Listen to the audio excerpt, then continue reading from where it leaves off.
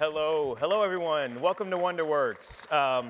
My name is Marquise Parker, and when I introduce myself, I always say that I'm from the great state of Virginia. That's why I picked that as my walkout music. Got to give a shout out to Missy. And everyone watching virtually, if you're from Virginia, give me some love in the chat. Also, at the end of the last session, Danny and Priya said that y'all should not have more fun here than over there, so I will try my best not to make this fun, but it's hard. I can't make promises because I can't control charisma. I got a lot. But if you do have more fun, just tell them that you didn't, and they'll feel better. I am Indeed's Vice President of Strategy and Transformation, and I want to thank you all for joining us here this afternoon. I'm really excited to spend some time with you today. This is a relatively new role for me, a few months old, and I accepted it to lead a range of strategic and operational initiatives that would help move the needle for Indeed.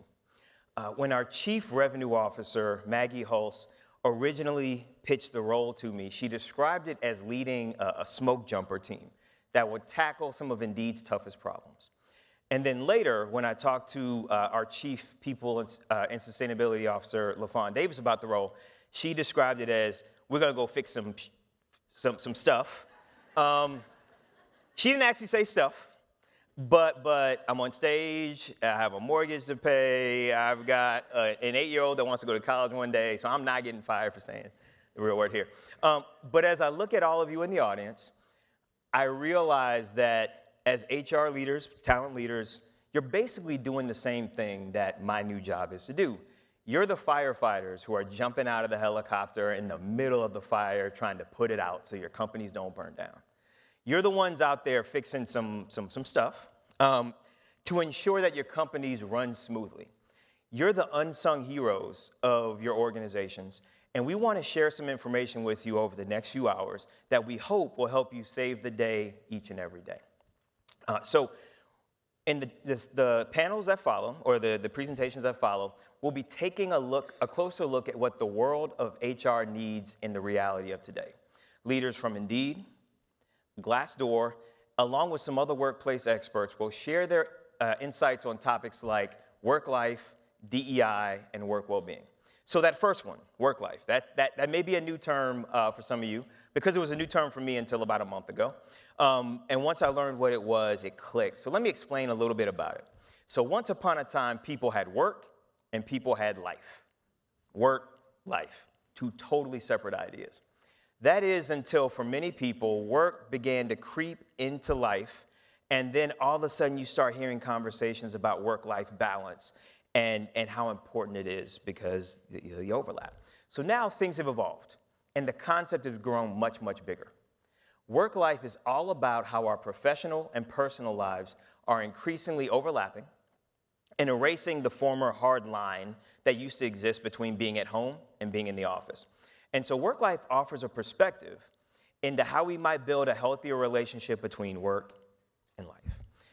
To further discuss it, define it, and dig into it, I'd like to introduce Taylor Meadows, Glassdoor's head strategist of employer brand.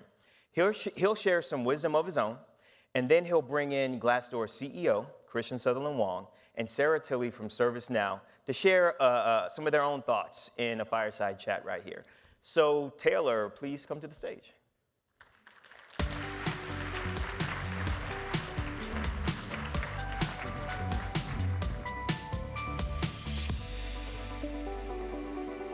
Hello, FutureWorks. How are you today? It is so lovely to be back with you. I'm so honored to come back to FutureWorks and join this wonderful event. On behalf of all of my fabulous colleagues at Glassdoor, thank you so much. And I am delighted to talk to you about work life today. As Marquise said, it is true. Work and life have never been more interconnected than they are today. It's a very personal experience for many of us. We think about it a lot, we're at it a lot, and we talk about it a lot. Even in the times that we maybe think, why did I even talk about my job or what I do in this conversation? I have a story that I'd like to share with you. The very first time I ever went down to Cape Town, South Africa, which is an amazing city, by the way, especially in the wintertime. Flew all the way down there, went to a New Year's bash. I'm on vacation. I'm in the mood to meet new people. which I did. I struck up a conversation with a local who I'm going to keep it 100 with you. We were totally vibing. Until we hit this juncture in the conversation, when innocently enough, he said, so tell me about yourself. I might have told him where I was from, but I can tell you what I didn't do. I didn't talk to him about my interests or my hobbies, but what did I do?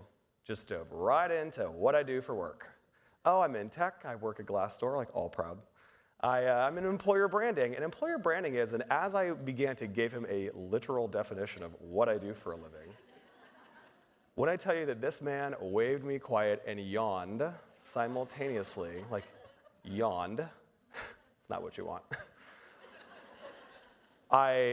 He waved me quiet and said, do you think that you're interviewing for a job right now? And so, as you would imagine, I was immediately mortified. I took pause, spiraled a little bit, and on one hand thought, oh boy, am I an American cliche? Maybe. Has work become my personality? And is this man going to make me into a meme tomorrow? Because you never really know these days. But here's the thing. This is what this experience taught me. Once I did pause and I reflected on this, I thought, when someone does ask for me to tell them about myself, why do I instinctually talk about work? And the simple answer is because work has actually been a very important part of my personal development over the years. Has it been perfect? No. But has it been important? Yes, it has. You see, this leads us to a foundational truth that I want to share with you, and that's that work does in fact shape who we are and how we interact with the world. It shapes who we are. It doesn't define who we are. I think that there's a key difference there. But I do think that we stand to better understand that relationship between work and life. And here at Glassdoor, we are real keen on this too, because this is our new North Star. So to better understand work life, we went out into the field and we conducted new research. So over the summer, we deployed a new research study in partnership with our friends at Bovitz, who were wonderful to work with. And we talked to 1,000 knowledge workers and asked them, like, what does work life mean to you? And we were able to distill our insights down into 3 key themes: identity, community, and well-being. So what I would like to do today is I'd like to walk you through these themes, share some insights with you in terms of what we learned, and then I'm going to offer you some perspective of how you might use it as creative intel to tell your employer brand stories just a little bit differently, maybe even a little bit more intentionally. So let's start with identity. So as we've been talking about, we associate ourselves with work often, and our data backs this up. So check this out. Nearly 2/3 of the folks that we talked to said that work significantly describes who I am, which is a pretty high number. But even more telling is that virtually everyone we talked to said that, yep, me too. I tend to talk about work outside of work, maybe with friends, maybe with family members, and maybe some of us are guilty of doing that. Maybe some of us have been on the receiving end of it. But here's the thing. When work is going well, we tend to talk about it with people. When work is not going well, we tend to talk about it even more, whether they want to hear about it or not, right? You're at a social event like, oh, hey, how's it going? Oh, just really busy with work. Like, we all do it, right? It's all there. But when we think about this, like, why do we talk about work so much? It is because it is personal for many of us.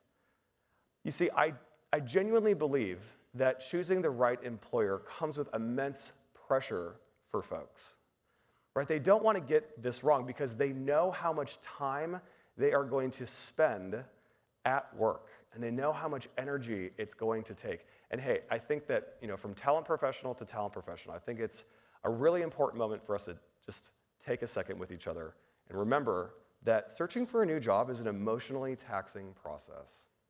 It's not fun, right? There's a lot of stress that comes with it. Career transitions are major life events. And here's the thing. I don't think that people want to dislike their jobs. I actually think that people really want to like their jobs, right? We spend more time at work than we do asleep. I think that people are just interested in finding great employment experiences, but they are shopping for very specific things. For example, they are interested in sense of purpose in their work or values alignment with the company that they're going to be working for. They want to know that they're going to have fair and equitable pay so that they can fend for themselves, that they have flexible and modern schedules so that they can get their work done, but hit a doctor's appointment without feeling bad about it, and still continue to prioritize their personal life over work. They want to know that they can show up to work authentically themselves and who they are and fit within a culture, that there's going to be room to personally and professionally grow and develop, that they have leaders who are transparent and honest with them when things are going well and when things are not going well. And they want to make sure that their mental health is not compromised, dare I say even supported. So here's the thing though. I recognize that this is a tall order. And the hard reality is that, y'all, this is like not everything, right? Like this is only, it's a couple of examples of what people are shopping for. So I think that we stand to go a little bit deeper on employer brand storytelling in a way that feels more intentional so that folks get a great idea as to what it's like to work at a company. Instead of cramming everything into one narrative, going a little bit deeper. So how do we do this? Well, I think that what we need to do is add a few new lenses to our employer brand thought process when it comes to strategy. There are 3 that I'd like to talk to you about today, and these are going to serve as a guide for us for the rest of our conversation so that you can maybe think about that intentionality of the stories that you're telling within employer branding. So the first lens is the lens of the company. So when you are thinking about telling your company's story, right, things like mission and vision and values and commitment to diversity, equity, and inclusion, and your employer value proposition and social impact and sustainability, right? All the things at large that give our companies distinction. This is probably a lens that a lot of us have been operating in so far.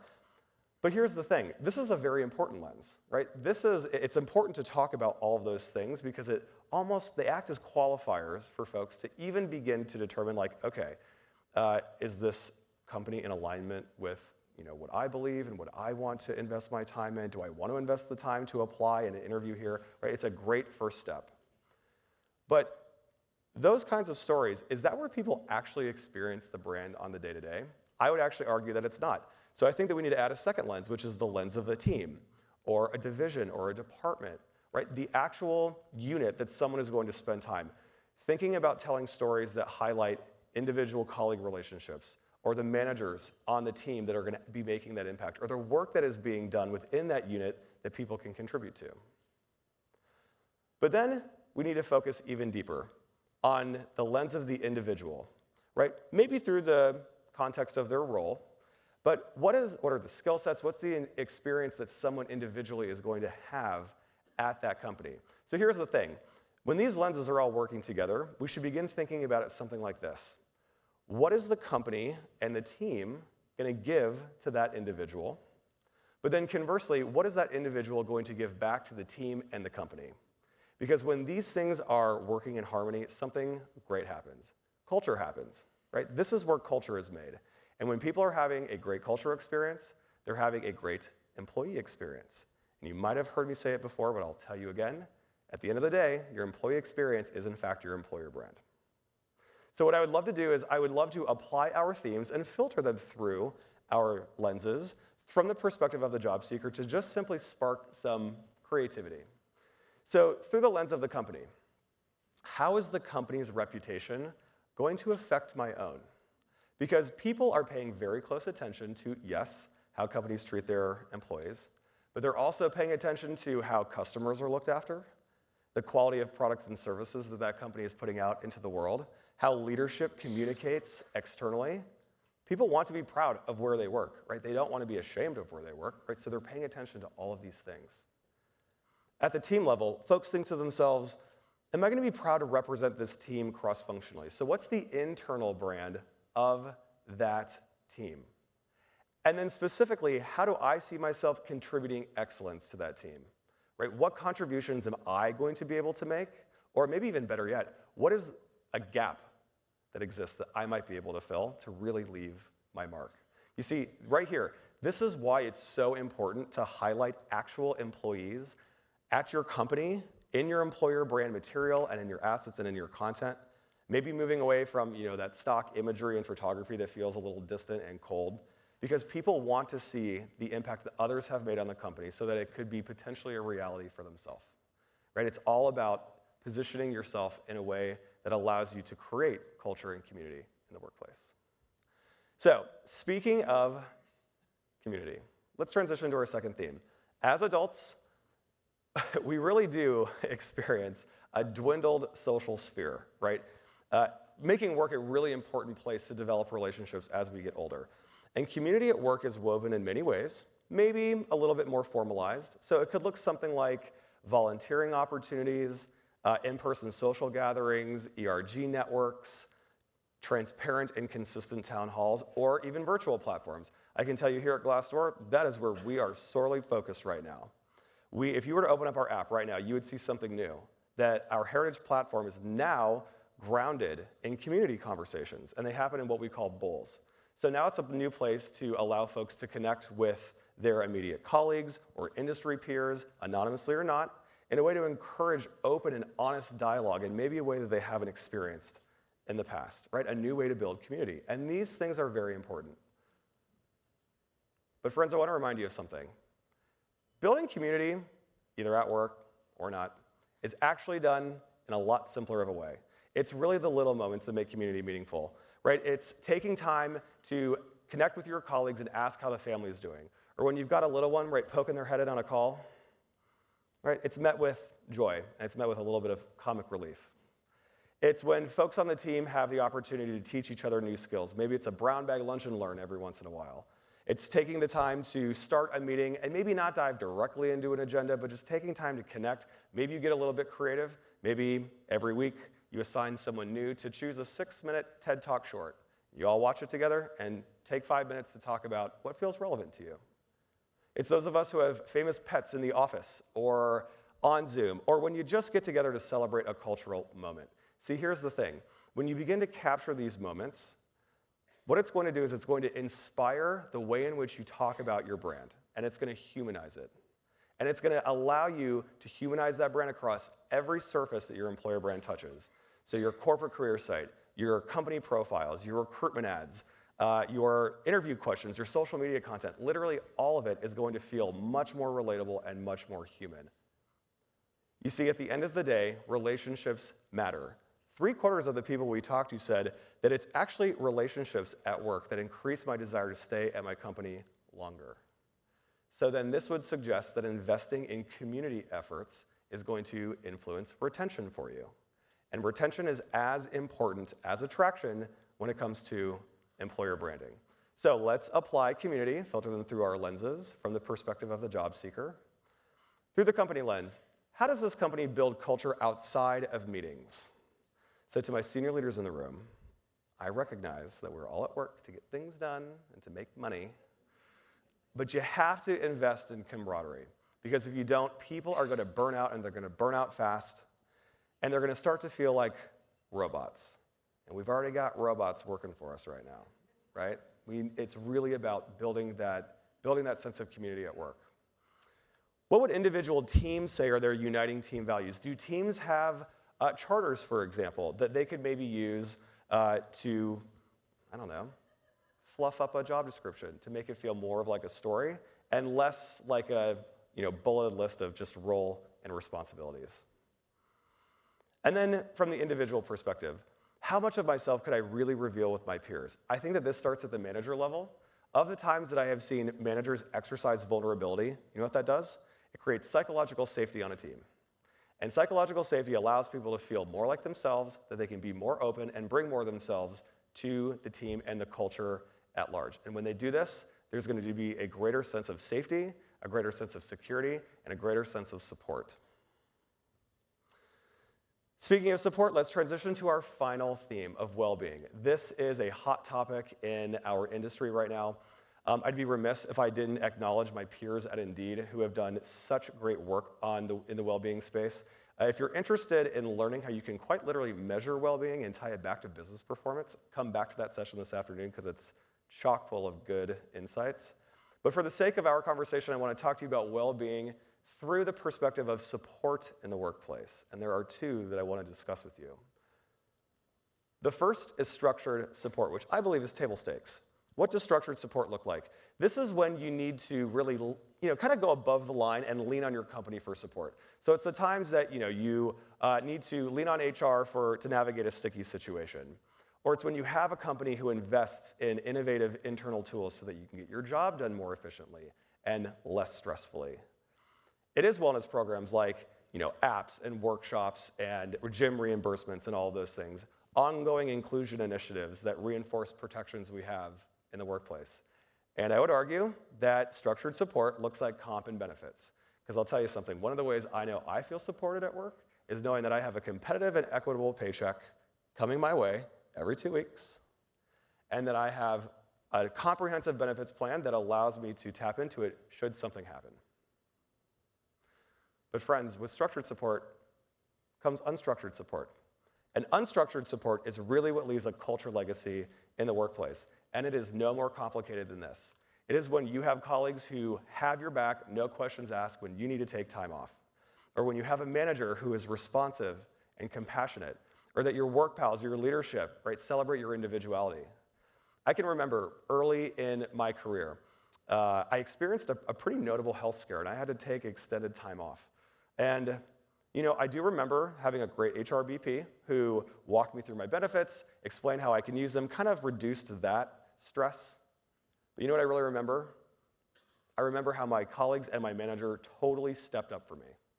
They reminded me that I was a person before I was an employee, that my clients were covered, the work is going to get done, all I need to do is focus on my health. They're sending me cards and chocolate and all the little tiny things that allow me to still recommend that place as a wonderful place to work 10 years later, which is a good reminder that great employer branding isn't always relegated to just a campaign. It's also word of mouth. So here's the thing. When you have structured support and unstructured support working together, another beautiful thing happens. People start to feel valued in the workplace. So check this out. From our research, we were able to really look at 2 different groups of people. The people who said that they were happiest at work and the people who said that they were unhappiest at work. And both of these groups reported feeling high, almost equal amounts of stress. But the happiest group, nearly 72% of them said that I feel valued in the workplace, versus the unhappiest group, where only 25% of them said that I feel valued in the workplace. So this kind of begs the question, when is the stress worth it? Are you stressed because you're working on a project that you really care about, and it's going to yield really, awesome results for your company that you can take pride in, or is it stress that is just going to drive you out the door? So feeling valued, actually contributes to well-being in the workplace, and we are looking to elevate well-being in the workplace. Is it really about tossing another meditation app into the pile? Or is it, especially from a leadership perspective, is it simply about going above and beyond to make people feel valued, heard, and respected? Maybe today, maybe sometime this week, maybe you think of somebody that you don't normally connect with that has just been killing it at work and send them a quick ping. I guarantee that it would make a huge impact that you didn't even realize it would. So let's apply well-being, filter them through our lenses.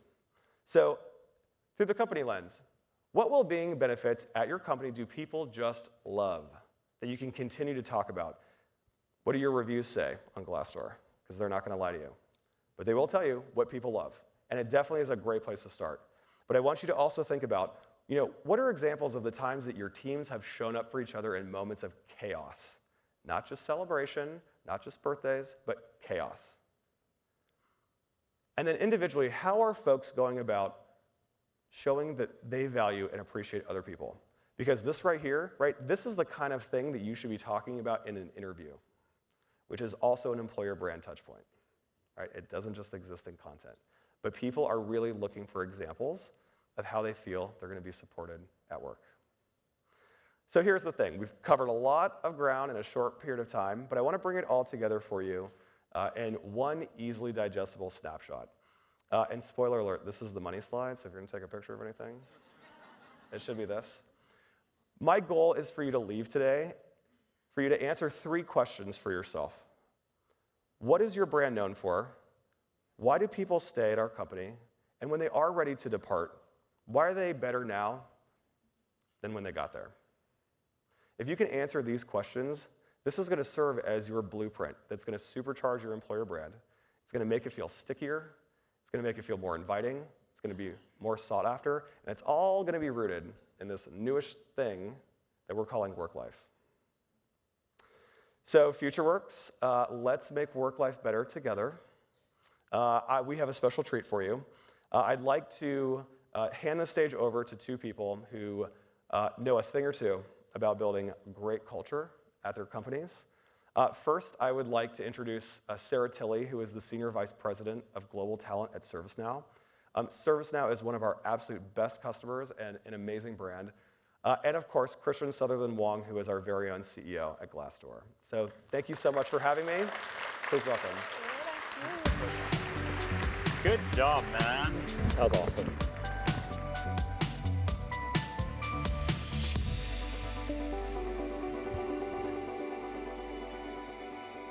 Hey everyone, I'm Sutherland-Wong, CEO of Glassdoor, and joined by Sarah Tilley, SVP of Talent at ServiceNow, and thank you again to Taylor Meadows. When Taylor and I were talking about what our vision was for today's session, what we really wanted to create was the opportunity for you all to learn about how do you create great employee experiences at your companies, and how do you do it in a way that's actually good for business. And as we thought about this, we said, well, it's going to be really important that we can have a world-class talent leader to come join us from a best-in-class employer. And we have that with Sarah Tilley from ServiceNow. Sarah is an industry-leading expert in talent.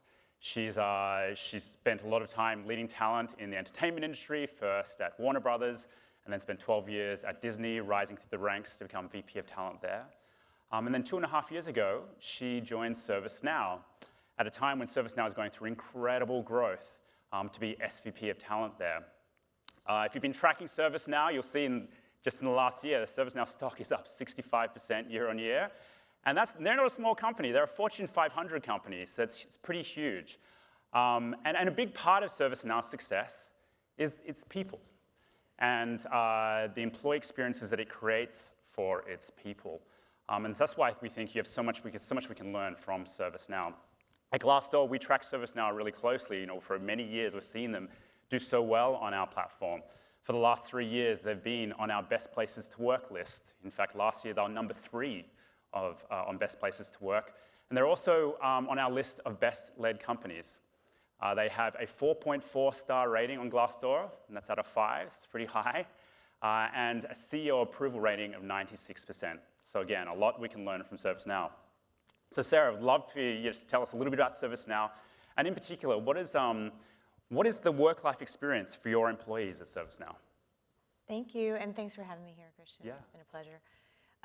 So ServiceNow, it is interesting because our star is rising. It has been for a number of years, but we still have a lot of work to do from a branding perspective, an employment branding perspective. So I thought Taylor did a really great job on that too. But so we're known as being an AI platform for business transformation. So basically what we do in the simplest terms is we take a lot of disparate systems and processes and data and create simple connected workflows so that you can use AI to extract insights, et cetera. So it's about making mundane, sort of difficult work a lot easier and simpler.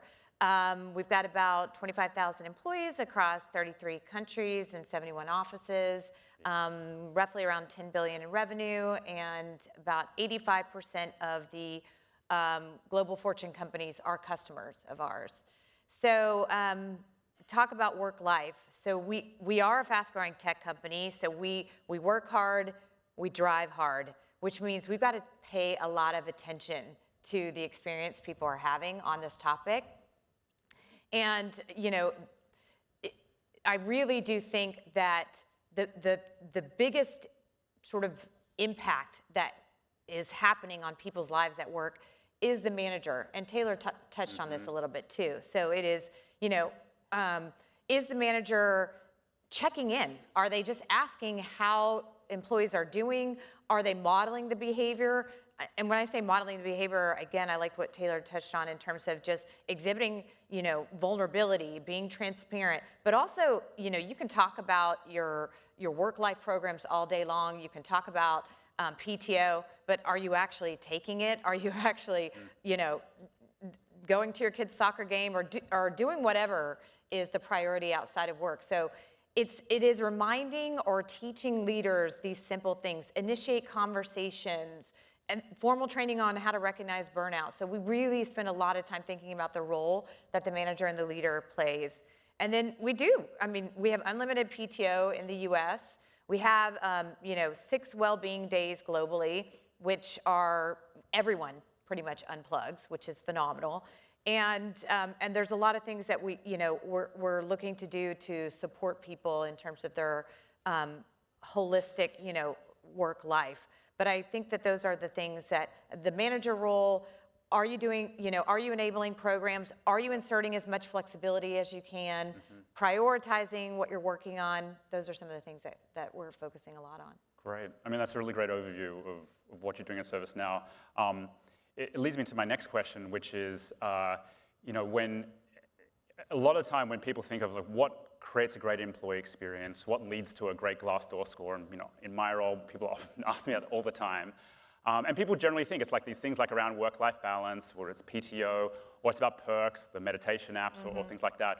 But what's really interesting of what we see on Glassdoor is, we have millions of companies on our platform, millions and millions of reviews, is when we look at it, the number one driver of your employee experience, the number one driver of what drives a high Glassdoor score is, in fact, a sense of purpose in what you do and feeling valued at work, which is a lot of what Taylor was just talking about in his presentation.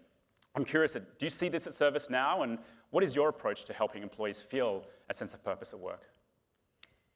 Yeah, I think purpose has to be ingrained in everything that you're doing. And I was thinking about, again, this whole conversation. I think that, in my mind, culture and purpose are really closely linked. So if you believe in what you're doing, and we believe that we're actually out there making the world better. We think we're making experiences better for employees across the globe. So we believe in what we're doing, believe in where we're going.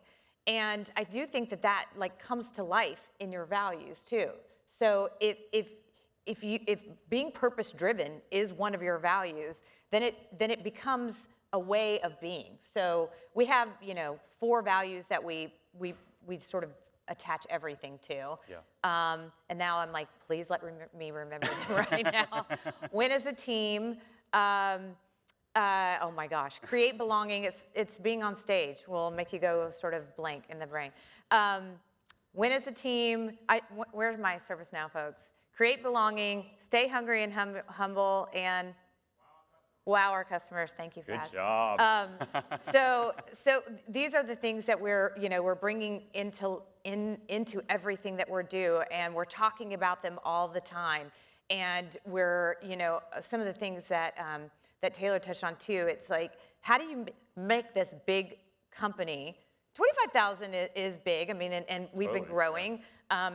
It's not the size of many of your organizations, but it's still big enough that you have to spend a lot of time thinking about, how do we make this big organization feel smaller? And how do we make, these virtual interactions, how do we get to some of the magic that you experience when you're in person? And it can be done.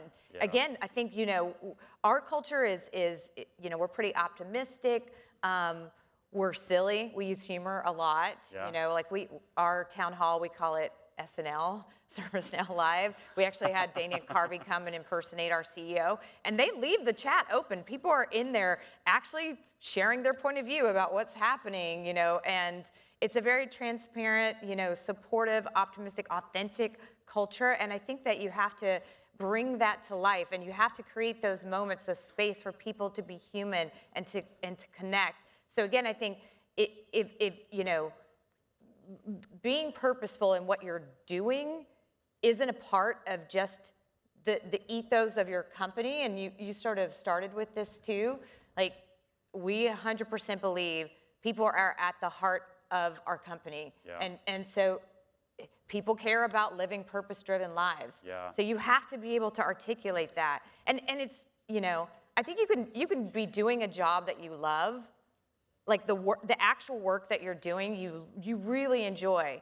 But if you're not feeling good about what the company's putting out in the world, or you're not feeling connected to the people that you're working with, it's going to take that joy away. And on the flip side, on those days that are hard, you know, because there's always going to be hard days, even if you are doing work that you love, if you're in an environment where it is supportive and it is collaborative and you trust the people that you work with and you do feel good about what you're doing and where you're going, it amplifies the joy, you know? Yes, I love that. I mean, right in this day and age, we talk about burnout so much, and it feels like a topic that's come up again and again and again in the last few years. And often people think in that kind of one-dimensional way about burnout of like, there's just too much work to do. But what you're describing is that it's not just about the work. There's a second dimension, which is like, do I enjoy the work? Do I feel value in the work? And if you feel value in the work, you're not going to feel burnout when there's tons of work going on. But on the flip side, it doesn't matter how much work there is, if you're not feeling valued, if you're not feeling a sense of purpose, you're going to probably feel burnout. 100%. Yeah. I don't know why it took us so long to figure that out, but it did, right? Yeah. I think, for so long, corporations just saw the employees as commodities, but that's really evolved and changed. Yeah. And again, it's, it's overused, but the, culture eats strategy for lunch. But I think it is sort of a more recent revelation that you really cannot have a strategy without the right people and taking care of your people and caring about what they care about and treating them with respect and letting them, again, what Taylor was talking about, prioritize the things that they need and want to prioritize outside of work. Yeah. I want to hit a hot topic now that I'm sure is relevant to a lot of people in this room, and that is around approaches to flexibility, remote work from home, things of that nature. We've seen unprecedented change in the last 4 years since the pandemic, where in the pandemic it was a necessity for us to get more flexible and to embrace remote. And then companies seem to see it was working, and there were companies who were stating, oh, they're all in on remote. And then now I think in the last little while we're kind of seeing the pendulum swing back, and companies saying, actually, we don't think this is good for work anymore. I'm curious around ServiceNow's approach to flexibility, remote work, and how you balance that with making sure it feels good for business as well.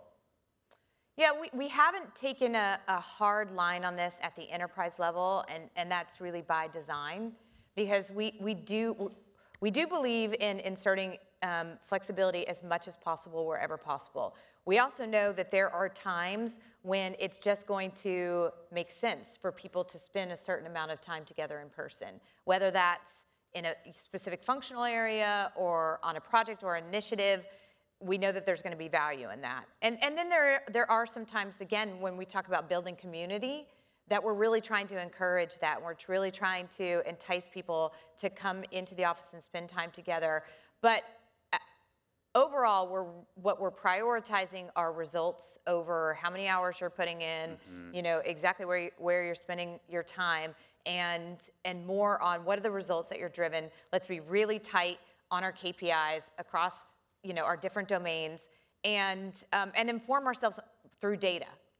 Again, where does it make sense for us to have an in-person presence, and to what degree, and then where is it less impactful, and really kind of monitoring that on an ongoing basis. So it's always sort of fluctuating as we get more informed by data, but we are purposely looking for maximum flexibility. Gotcha.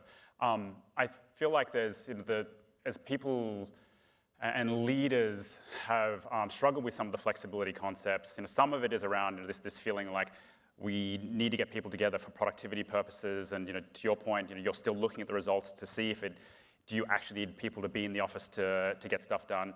But I think another big challenge with remote work and flexibility is that it's hard to build company culture sometimes in a remote environment. And I think many of us, we've grown up in companies where company culture was built when we're all coming together.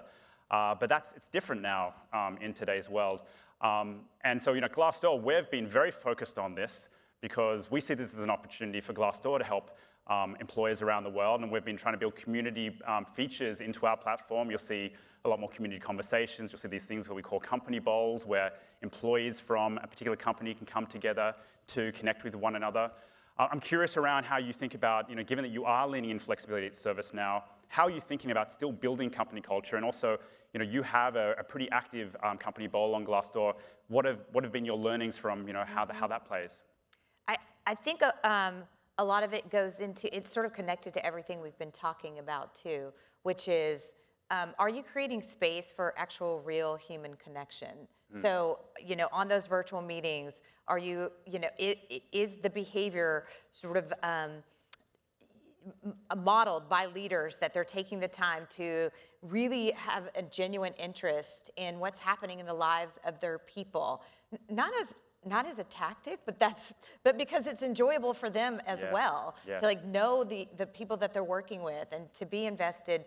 So I think it's creating, sort of genuine interactions in whatever way you can, through whatever channels you can. Again, virtual, whether it be employee belonging groups, whether it be, the authentic, a bigger town hall conversations.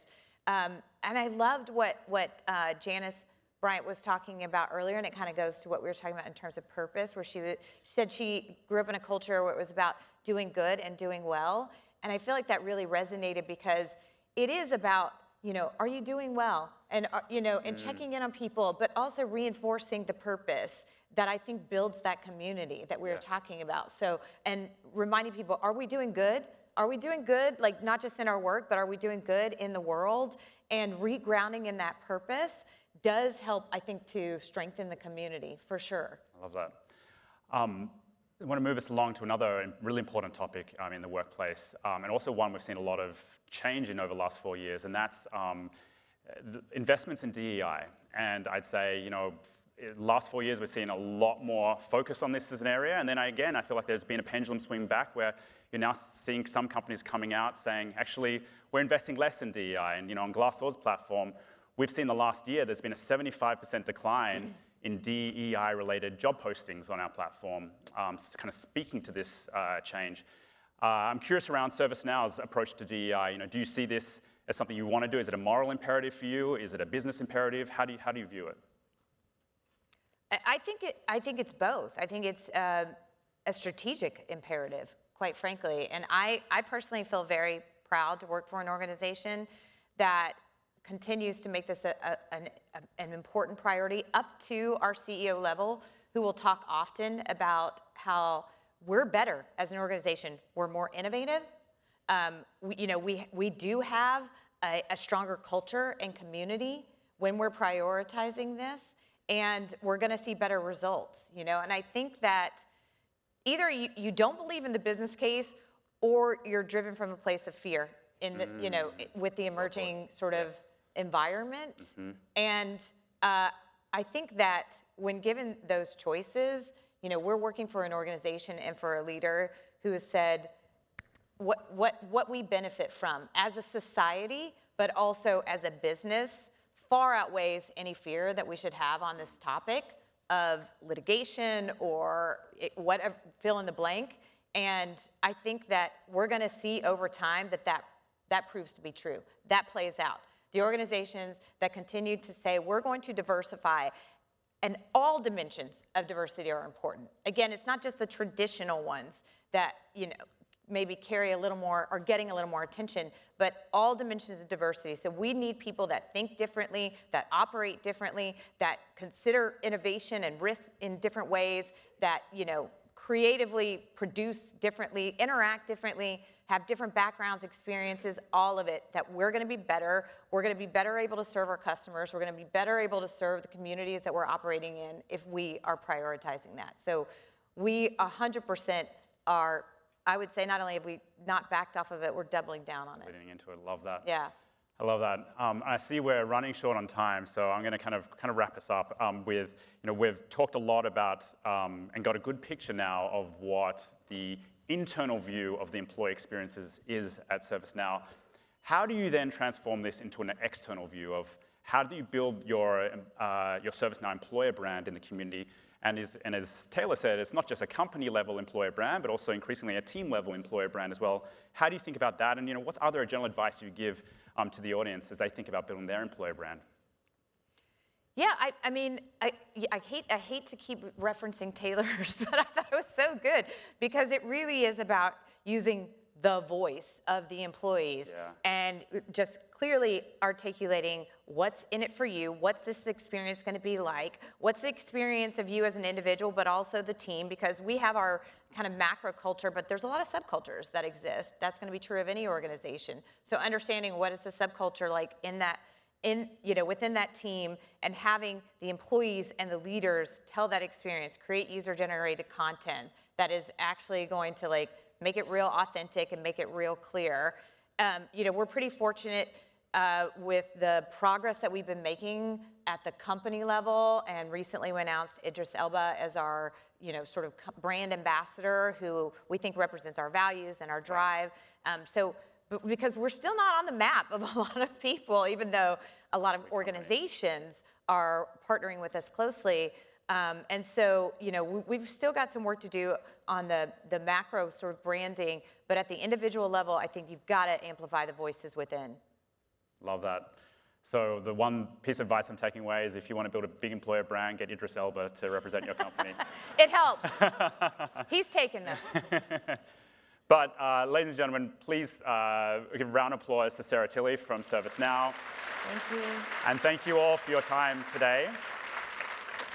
And I think we now have, yes, a slide up. So we are now going to have a networking lunch at 12 o'clock in room D222, hosted by Glassdoor. You'll have a number of Glassdoor leaders here. We'd love to continue this conversation on work life. So please feel free to join us there. And we also have a work life lounge on the main area. So hope to see many of you there. Thank you.